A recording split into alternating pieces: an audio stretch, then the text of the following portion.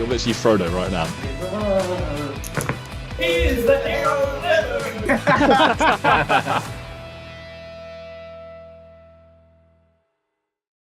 Hello everyone and welcome back to the Gollum's Gamers, where today we're back with the May edition of MESBG Monthly, which is a series where Ali and I, who joins me today for the Spotify listeners, aim to keep you updated on all things MESBG from the previous and upcoming month. Now, at the end of the episode, we'll be answering a question from the audience, so if there's a question that comes to mind throughout the episode that you'd like answered for next time, then be sure to leave it down in the comment section here on YouTube. And while you're down there, you can find links to our Instagram and Spotify, and also please consider subscribing to us here on YouTube, as roughly 60% of everyone watching isn't actually subscribed. So please do, if you enjoy all of the MESBG content that we make.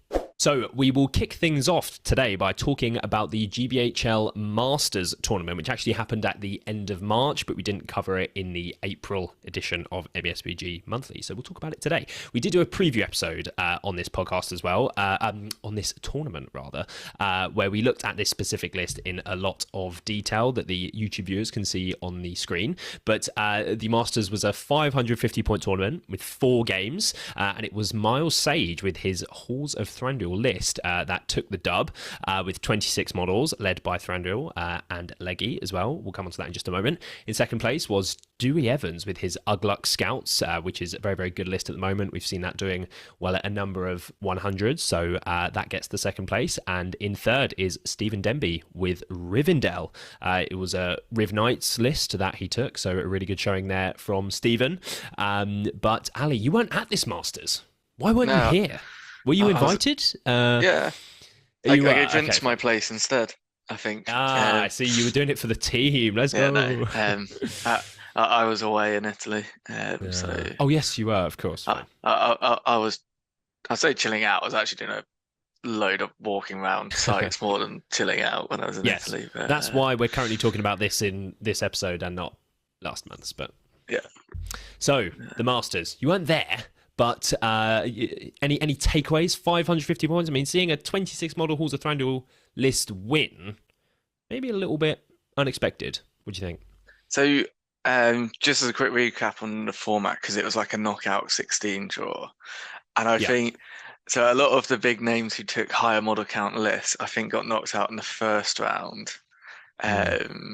So like Jakob, Farmer, sort of, and all that. And I don't know which scenario they played, but I think it was like a... it was to the death, I'm pretty sure. Was it to the death? I think it was. I'm almost positive it was, because it was a hit back and shoot banner VPs. Yeah, that was it. And because they were... So quite a few people took the Goblin Horde. Yes. And so like they lost out on no banner. Sort of not having the banner, which is a risky take. So I think... But then equally, Halls of Thranduil doesn't have a banner either. So true. So that's not really a fallback for those. It probably knocked out the high model count lists. Quite a few of them that were there, and then the part would be who you're drawn up against. Yeah, and then this list didn't have to face those. Which may have just overwhelmed it by numbers. But no, Halls of Thranduil, we've said it's a good list. It's solid. I suppose it's a bit like when I was playing 600 points at the GP sort of a month or so ago. Yeah, you kind of have that like elite list which does do well and can blend, and it's really hard for people to stop. It's just if you can do that and capture the objectives, and do the objectives, yes, but it can deal with. Arguably, this can deal with. Monster lists. I don't know if there were any that it faced or stuff like that. Because there was a couple Saurons at the tournament. There was some trolls in there and things as well. So there were some monsters around. I don't know whether Miles. Because Thranduil's obviously high fight value. You get +1 to wound. You've got high courage.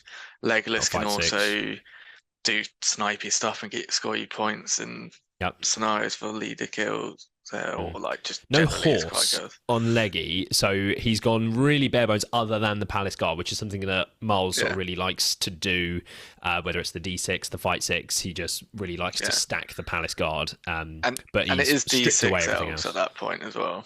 Across the board. mostly. Fight it like it's going to be really hard for anyone who doesn't have a reliable Fight 7 hero or higher to hurt this list. I mean, Yeah, you can it's just get interesting. unlucky, but like, there's no Yeah, yeah. reliable option. It's interesting though because he hasn't leaned into the bows. I guess you don't have the points to really do it.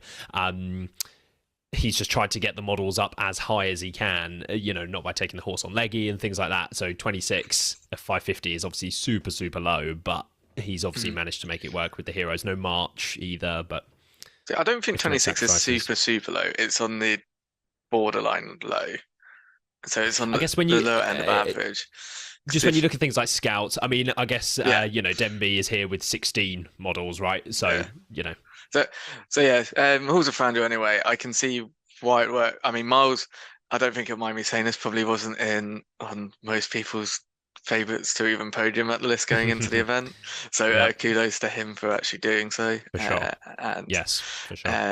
Fandor is a solid list, but you have to know what you're doing with Super it. Good. Dewey coming second with got Scouts, less as a surprise. Scouts get good numbers, good speed, good horde. It's basically everything you want at 550 points. So not too surprised at that. Been a while since Dewey's podium at a GBHL 100, I think. Yes. And at the Masters, there we go. It's a good one to show out for. And then Denby using Rivendell was it Rivendell Nights? I didn't actually see Denby's list. Yeah, no, it was. It was. Yeah, I think it was just Elrond and loads of knights. I don't think he had a second hero. Yeah, so which essentially work exactly the same as it did last edition. And as long as you can avoid eagles, you're probably fine at 550 points. Which I guess he did. Yeah, because you can just skirt around and shoot. I'm not sure if anyone took eagles. I don't think they did. I think why most of it happens quite often at the Masters in that people try to second guess it. So it's like everyone's expecting an eagle, so I'll take a list. So the Goblin Horde lists that Goebel and Farmer took. In theory will beat eagles in most scenarios because you just got the numbers to absorb the damage, and then you just win the objective. So no one ended up taking eagles then. There you go. But no, a really good showing from Riv Knights. Might be something I look to have a go at playing at some point. I said that last edition and I never did. So see if that happens this edition. But yes, the Masters, if you wanted more information on the list, we looked at every single list from all of the 16 players who were invited to the Masters. So be sure to go and check out the preview. But we shall move on to the City of Kings, hot off the press here. This 100 happened yesterday as we are recording this, or the end of last week as you will be watching this on release day, no doubt. But yes, the City of Kings, 800 points, 6-game event, which used to be ran by our very own Ali King here.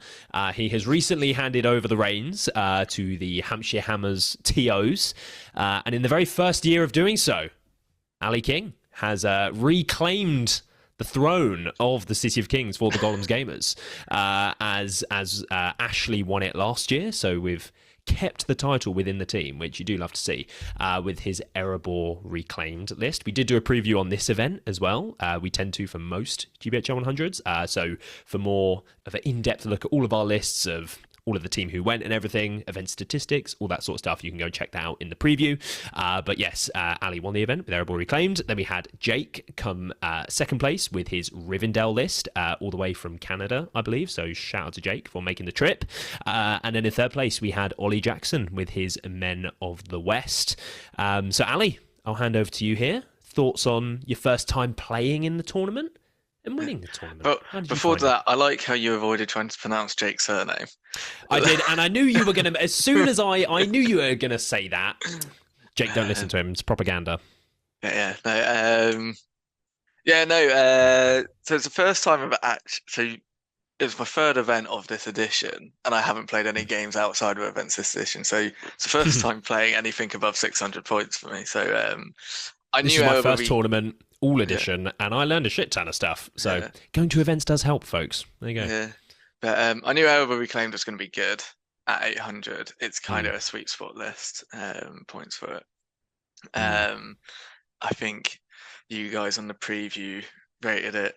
It was top of Silly Nervous, and then it got reorganized into Lemon to make was it Go Bulldog or something? Because then like we that. put James in, I think, Southampton FC, I think. Yeah. We put something in Southampton, so. But yeah, but no, so I will say actually throughout the weekend, every single one of my games had a moment, even if it was one of the ones which maybe I won easier, where I was like, oh, this could go wrong. So without giving like a full sort of breakdown, Yeah. the main reason why I ended up winning 5, drawing 1 against some good lists and players, was the real strength in the list is its ability to basically still hit and work effectively at the end game. So the end game strategy of the list is still good because one, you're dwarves, so you can take a lot of punishment anyway, usually, but because of where you've got in theory 4 and he's got the 3 heroic combats, and then you've got Ori who can give you the might regeneration, and then everyone's got 3 heroic marches. It means when those lines of both armies start to break down and stuff, you're still hitting almost as hard as you were because your heroes just, they don't rely on base like or special bonuses or stuff like that. Yeah. And you actually have that ability to go, cool, I now need to just jump into that terrain or that bit, either with heroic combat sling or heroic march or stuff like that. And that's why, like, anything. Yeah. No, I was going to say anything that gives you sort of might or any way to regenerate might at the end of the game, like Men of the West, for example, me using it this weekend, like just having the ability to make plays when resources on the table are so low through means like, or a combat sling or a march in your case and things like that, any way to regenerate things at the end of the game or to keep on using might is just super, super good. So yeah, I won't go too much into because I've spoken about it loads, but essentially, the Thorin's great, Gloin's great, always amazing. Boffer, it's the first time I was using Boffer. It's weird. He doesn't necessarily do something.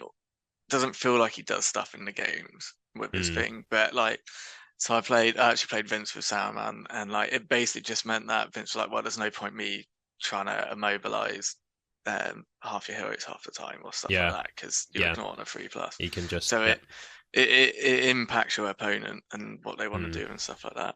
And to still hit the 40 model count, I mean, the fact that it's 39 and not 40 is really off-putting to me personally. But fine, it does upset me a lot. It does, and 799 points as well. It just feels very off. But yeah, the fact you've got to the 39 models with the 4 heroes is really, really nice. Obviously, sure, Ori and Bofa are only 50 and 65 points, but they're D8, and they have rules which are very relevant to the rest of the D7. list. So I was about to say that I'm pretty sure he's D7. But, those 2 heroes and just having the 4 hero count is really, really nice for Standfast and things, Yeah, because there are quite a few of my games, I'd lose 2 or 3 priorities or roll-offs in the middle, which is nuts. Yeah. But you can just hold on long enough until you get that one, the luck just swings that little bit further and then the list can still exploit it.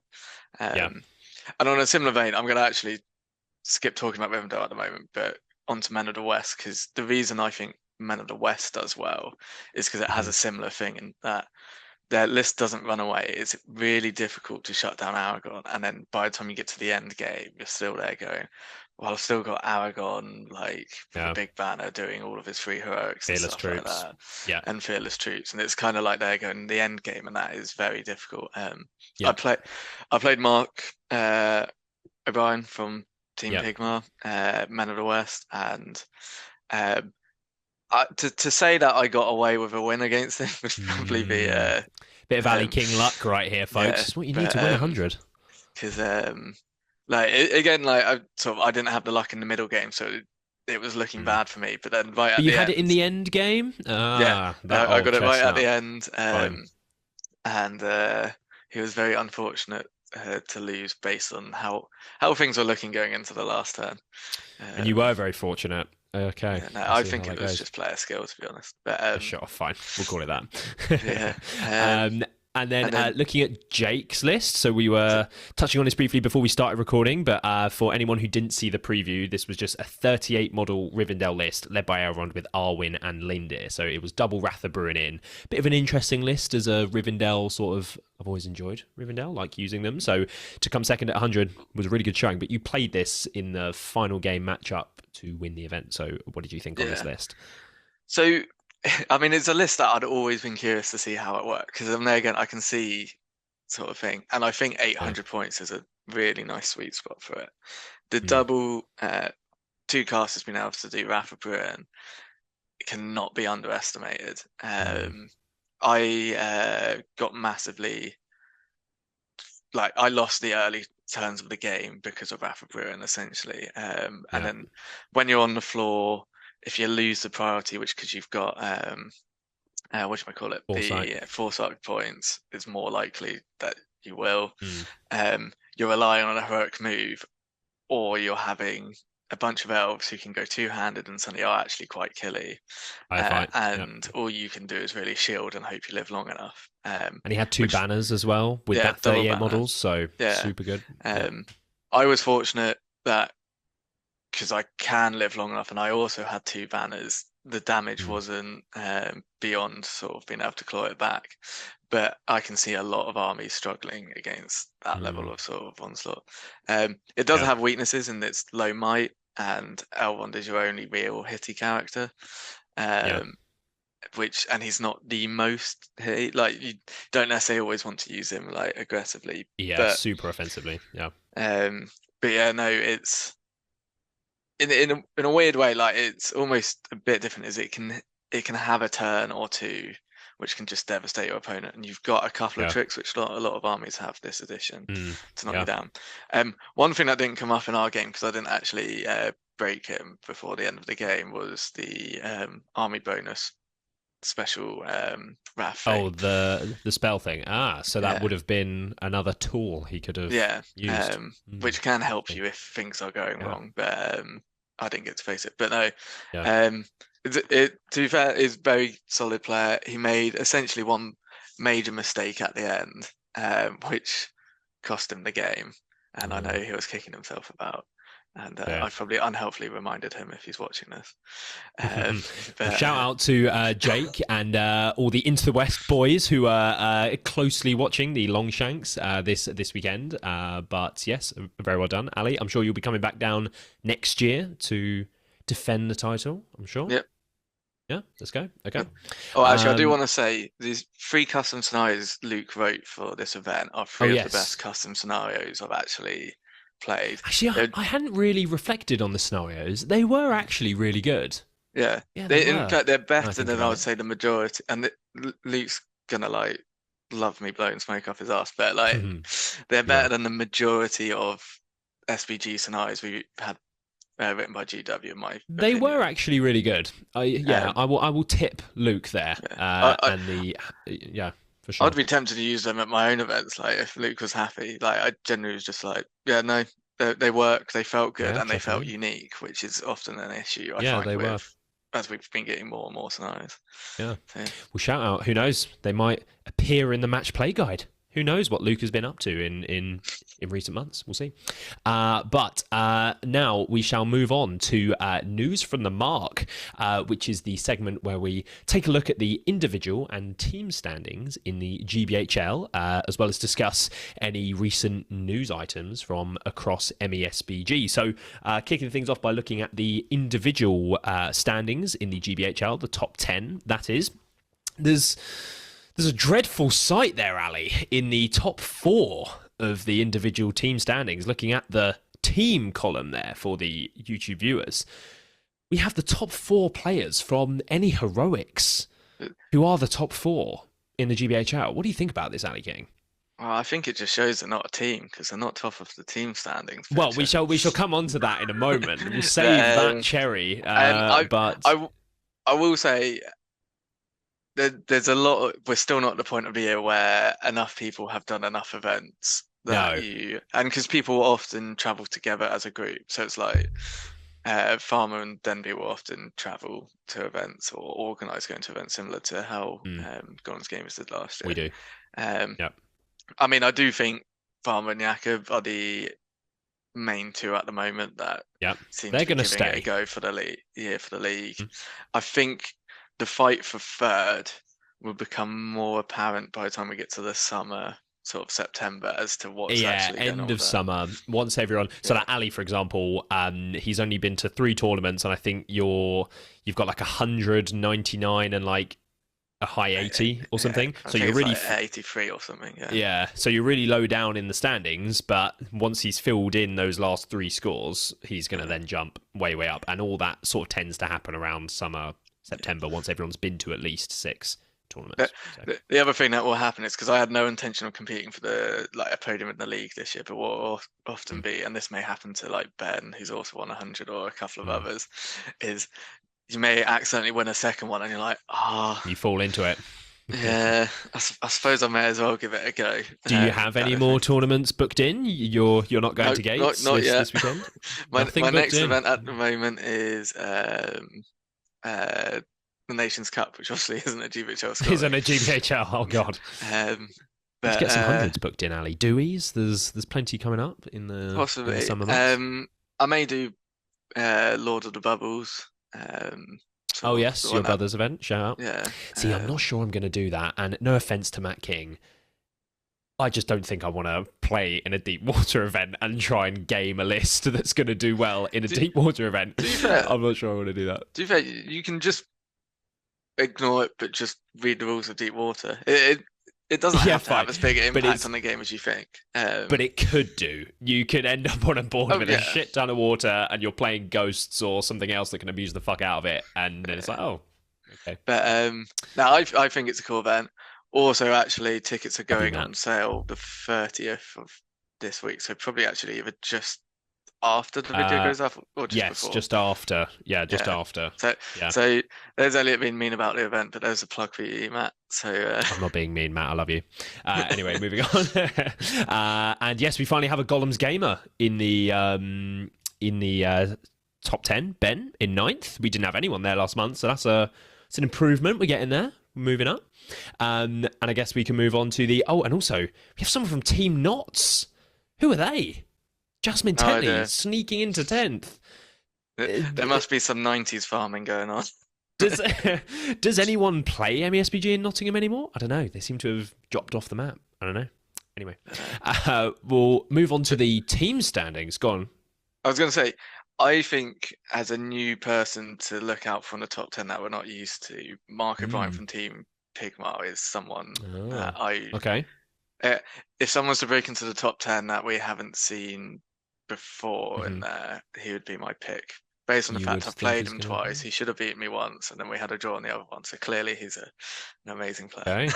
Up and coming player. Shout out to Mark from Pigmar. Pigmar are on the rise. As you can see in the team standings here, they have still held their 3rd place position, which they were in last month as well, I believe. But any heroics have failed to reclaim their position. Now, I think last month we were in the top spot when we recorded, and we are now for the Spotify listeners, but we were not until yesterday. There's nothing happened in between. It's fine. We were well, fine. I'm trying to give them their flowers somewhat, but then I can lead into the fact that we've just bonked them down into 2nd place due to your win yesterday. So although we've been to less events, we are still in that top spot, baby. So yeah, we're doing it by committee, right? We're not top heavy.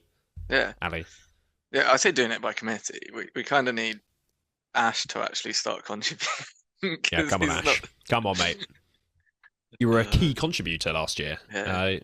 I have excuses built in. It's fine, but you've got to start performing. And then, so have we had? I think the Guardians moved up. I don't think they were in 4th previously. There's obviously been some 90s as well, like you say. 4th place tends to be where Guardians just live. I think it's because they got Clubly on their team, but yeah, that is true. Yeah, that does make a lot of sense. But I know Guardians and Pigmar are probably going to be pretty close for a lot of the year. Yeah, but there's another podium spot up for grabs there. I mean, I'm hoping we don't fall out the top 3. I'm not sure any heroics will, but 3rd spot. I mean, a Team Not's going to rally from 7th. I don't know. Team Atomic. Possibly. Remains to be seen. It's hard to tell what team Nox is going to be doing, like, because a couple of their big players obviously aren't playing Yes, much at the departed. moment. And then there's a couple of new ones who there are actually a few there's quite a few players who could come good. I'll say come good in the sense of start podiuming. But yeah, no, I think because it's new edition, a lot of people still haven't found their feet. Yeah, trying to figure it out. So it's all a little bit unclear at the moment, but that's fine. So we shall revisit these next month, as always. But we'll move on to kind of some of the news items since we last spoke on News from the Mark. So we had another 2 articles. So the previous one that we spoke about was the Gundabad catapult troll. Since then, we've had the Forge World Beach Bone revealed. What did you think on that Forge World resin kit, Ali?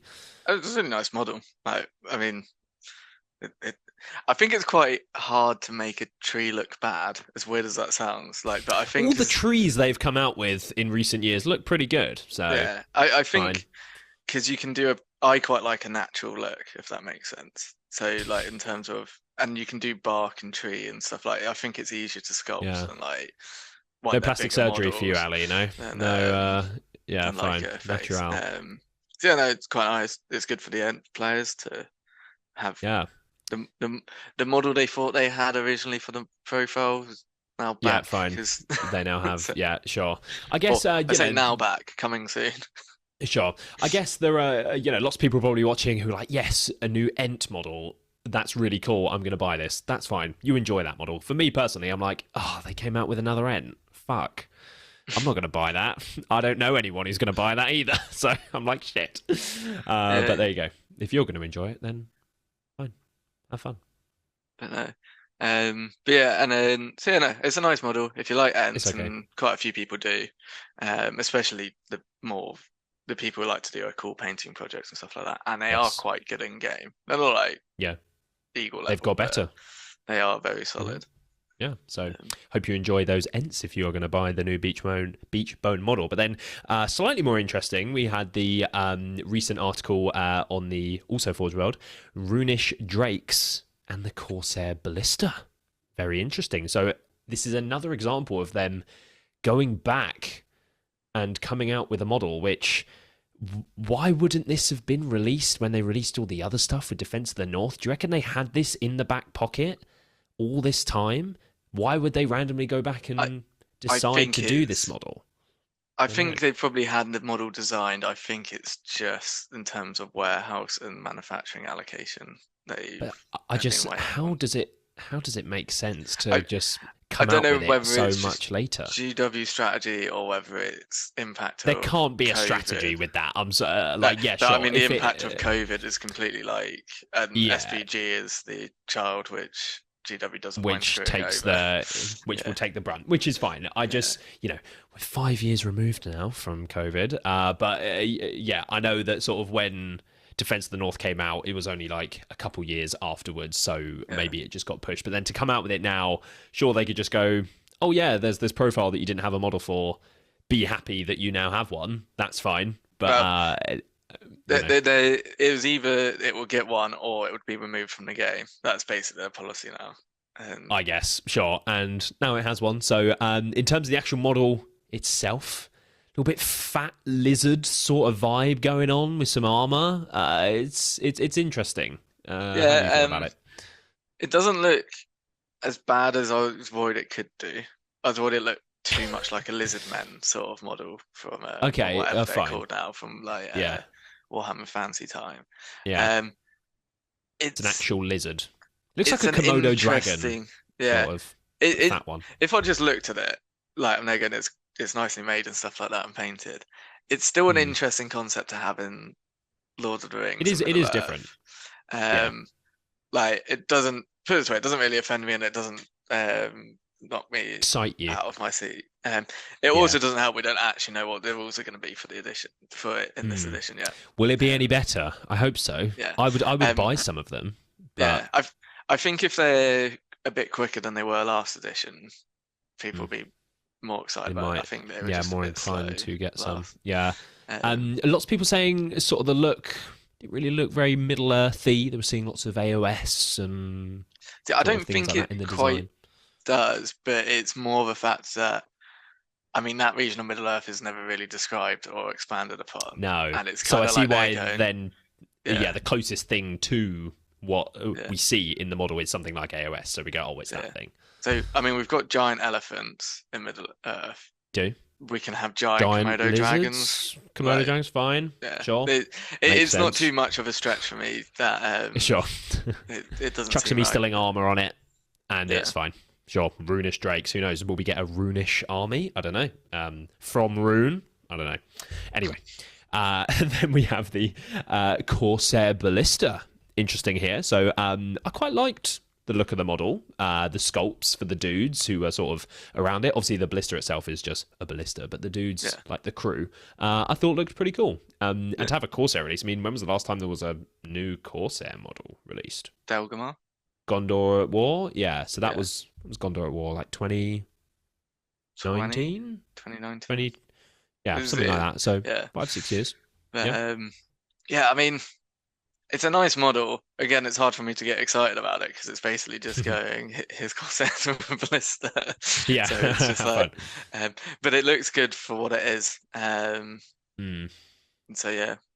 Sam wasn't very excited. Apparently, because he uses Corsairs a lot, but apparently Corsairs are really bad. I don't know anything about Corsairs. Well, they don't have half the maybe heroes because at they're the bad. moment. I don't know. Is that the problem? Are they coming back in the Army's book?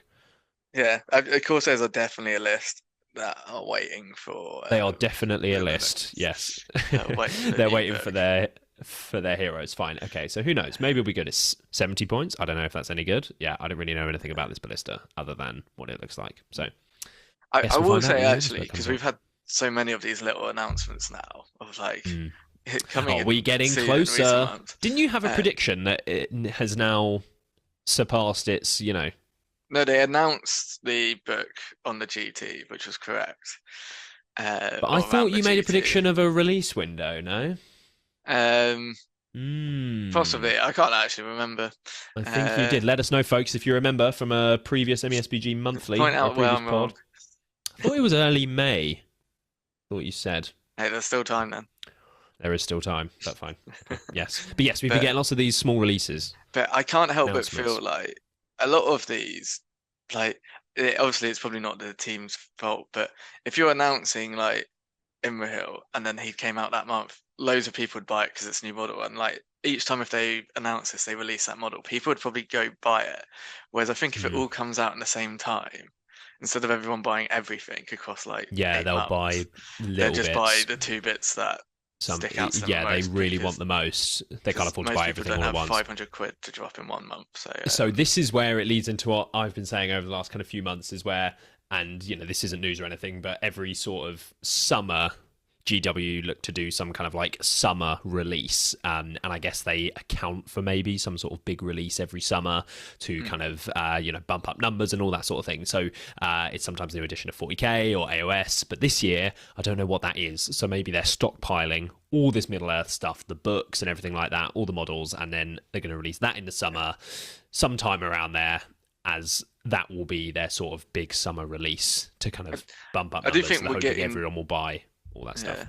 I do think we're getting the news articles partly because we were all complaining that we weren't hearing anything, and which is now ironic that and I now think it's ironic that we're all complaining because we're hearing about stuff but we've got no idea when it's coming out. Do you think they care if people complain that we're not hearing anything? Do you think they actually I genuinely do. Do you think they would like release an article based off of the sort of noise on social media? Because I don't think they would. I think they're only short articles and pictures, which are going to do anyway. But would you rather us know that there is stuff coming, or just not hear anything for 6 months? Yeah, of course. So I guess the takeaway here then is, if people moan more on social media, then we might get more news and things. Is that what you're saying? I don't think it will affect when models get released, because I don't think that's within the comms team's control. I just thought I'd make that known for people before they go I generally posting. do, because we did go like, what was it, 2-3 months out from the edition, and we had no news, and now we seem to regularly get like even if it's just something like the scenarios announcement, we're Oh getting yeah, regular oh yeah, the articles. narrative scenarios. We almost forgot to touch on those. Sheesh, almost. Yeah, I've got you narrative players, even though Elliot yeah. doesn't. I was not planning to touch on the narrative scenarios, but anyway, yeah. So hopefully for a summer release, who knows? That's what I'm banking on. So I'm really not stressed about the fact that we don't have a release date or anything like that, because I never thought it was really going to be until the summer anyway, most likely. So we shall see. But we shall move on from news from the mark to the upcoming events for next month, for May. So first of all, we have the Gates of Gondolin, which is happening this weekend as you guys are watching this, when it is published. So it's a 1,000 point event with only 5 games, but 1,000 points, very, very spicy. And then we have the Battle of Clydewater as well, which is in Scotland, I believe. Another 800 point 6-game event as the City of Kings. So for the YouTube viewers, we do have a list here on the screen, 1,000 point list, a Lost Alliance list, which was one of the ones that I was debating to take potentially. It was kind of between this, the Battle of Five Armies, and the Battle of Fornost. I landed on the Battle of Five Armies, so I thought we'd discuss the Lost Alliance list today. So for the Spotify listeners, I'll just run through it very briefly. So it's led by Gil-galad, who's leading 3 Rivendell Warriors with shield, 4 with shield and spear, who are Kingsguard. Then we have 5 with bow and 1 with a banner.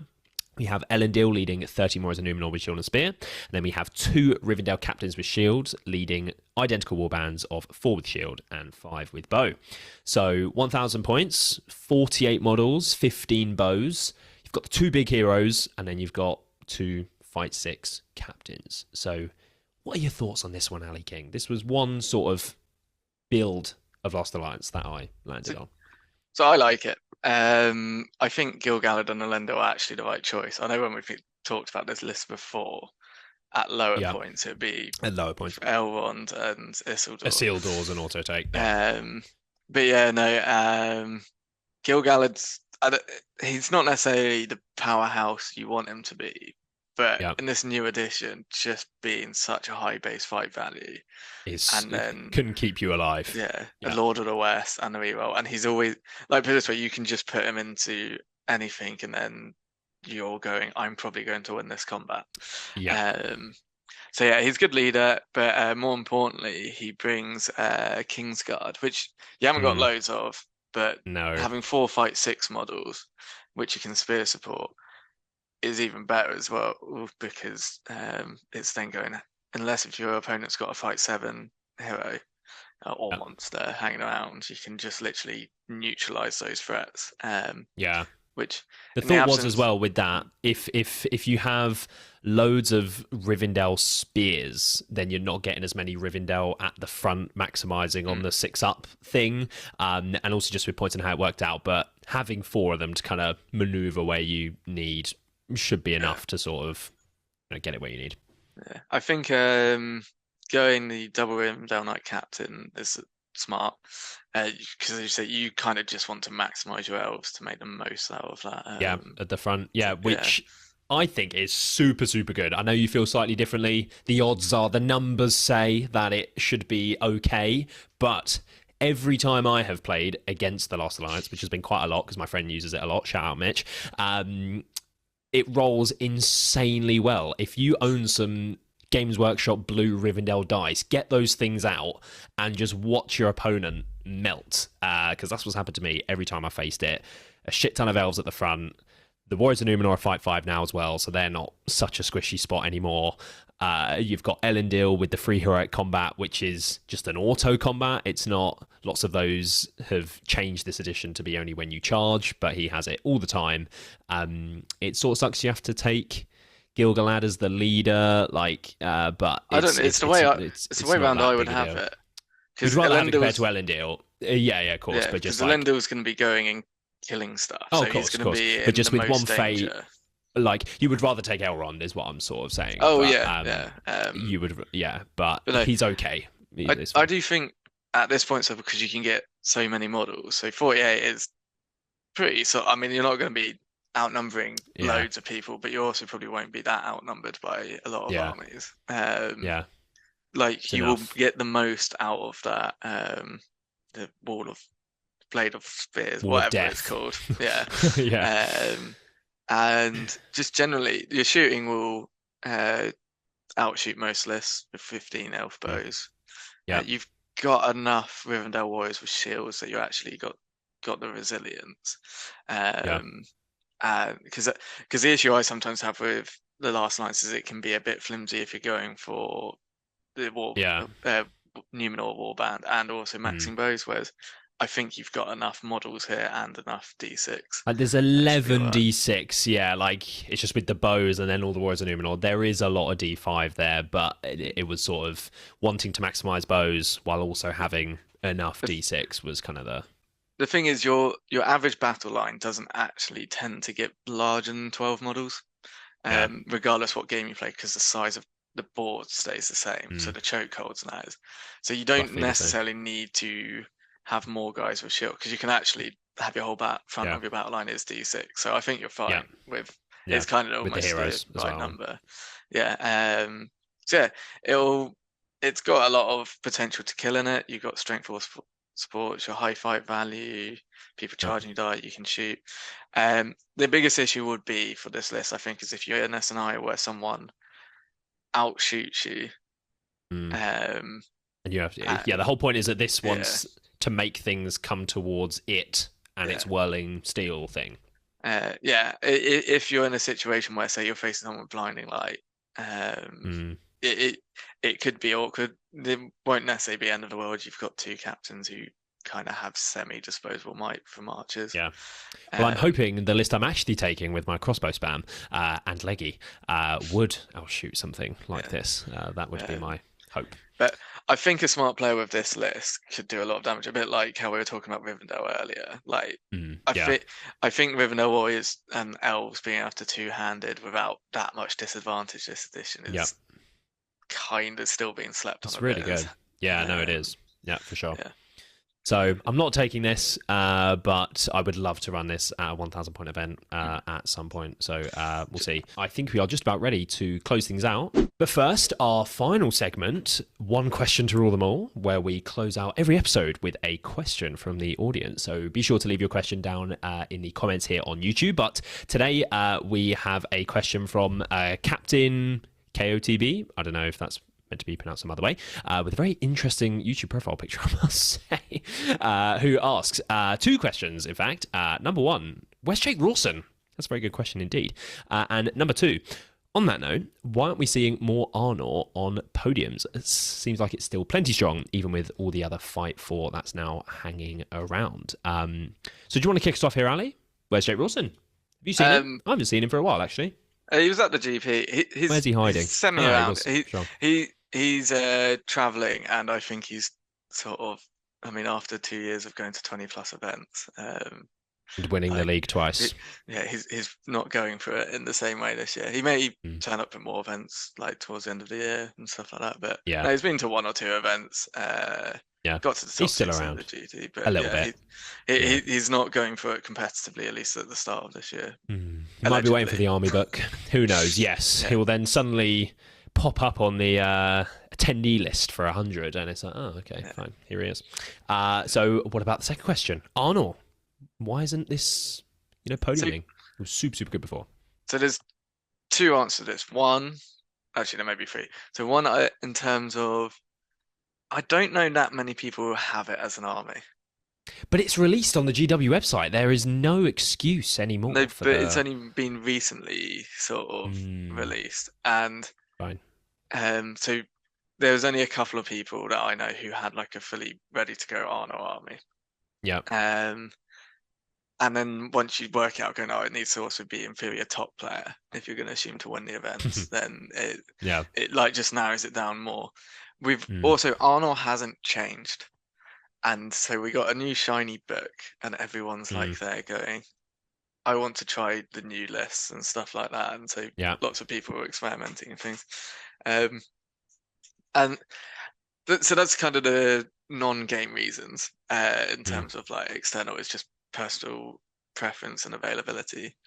In-game as well, I think weirdly, because of while they look like they should be really strong, and I still think they are, because they don't have that much in-game ability to do anything. It just sits there and and I think the armies that we're seeing at the moment are very mobile. Arnold don't necessarily actually go into super well. So like, while Arnold may be very good at 550 points or stuff like that, like once you get higher, Arnold always struggled against things like say like but we claimed or Rivendell and stuff because they just couldn't match the quality. And then when you go lower down, it's there going, well, actually they can't really deal with eagles or stuff like that. And then you're putting them up then against, are they better than our Glut Scouts or Dale or sort of those in those ones? And I think the answer is they're probably not at the moment anyway. At the moment, if there's something that comes in, scenarios, things like that as well.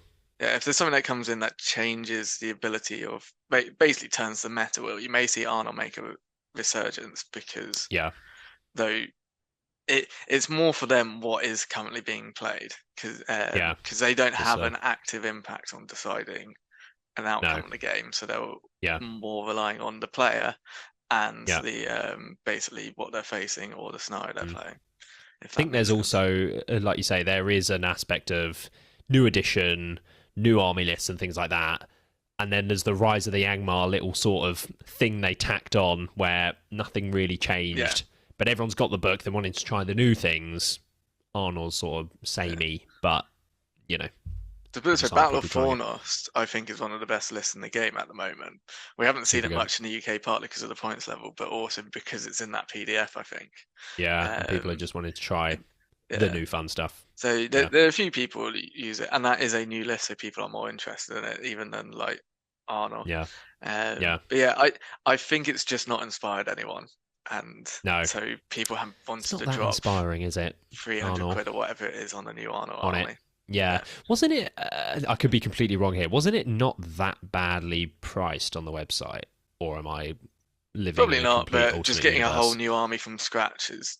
so actually, if we compare it to Battle I thought like the warband, I thought it had like, it was quite a big Arnold warband. It was like 24 troops rather than like 12, you know, or something. But if you think about it, like most people go, oh, you know what, I've got some like elves or I've got some minister from other army. I only need one or two models to make it the heroes. Whereas Arnold don't cross over with anything, so you are literally building an Arnold army if you want from scratch. Some Rangers, but maybe. But that's sort of the Rangers. You need a lot of warriors of Arnold. You need a lot of warriors of Arnold. Yeah, for sure.